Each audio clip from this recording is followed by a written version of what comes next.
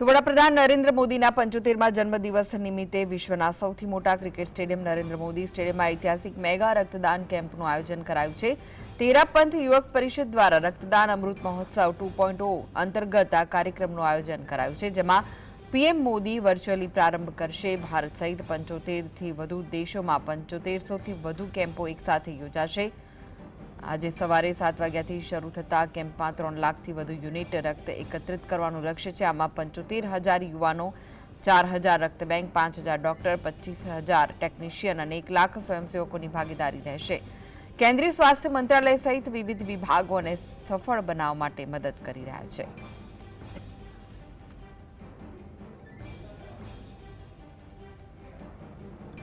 તો રક્તદાન કેમ્પનું આયોજન કરવામાં આવ્યું છે, જેમાં 75થી વધુ દેશોમાં 7500થી વધુ કેમ્પો એકસાથે યોજાઈ રહ્યા છે।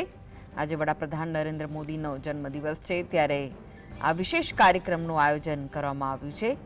આ કેમ્પમાં 3 લાખથી વધુ યુનિટ રક્ત એકત્રિત કરવાનું લક્ષ્ય છે, જેમાં 75,000 યુવાનો, 4,000 રક્ત બેંક, 5,000 ડોક્ટર, 25,000 ટેકનિશિયન અને 1 લાખ સ્વયંસેવકોની ભાગીદારી છે। કેન્દ્રીય સ્વાસ્થ્ય મંત્રાલય સહિત વિવિધ વિભાગો અને સફળ બનાવવા માટે મદદ કરી રહ્યા છે।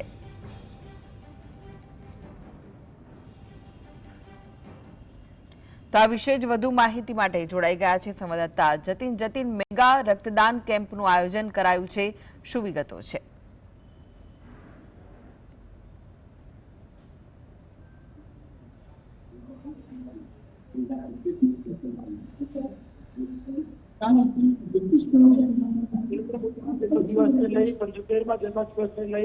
વિશ્વના સૌથી મોટા સ્ટેડિયમ નરેન્દ્ર મોદી સ્ટેડિયમ ખાતે વધુ એક ઇતિહાસ જે છે તે રચવા જઈ રહ્યા છે। તેરાપંથ યુવક પરિષદ દ્વારા વિશ્વનું સૌથી મોટું મેગા રક્તદાન કેમ્પ જે છે તેનું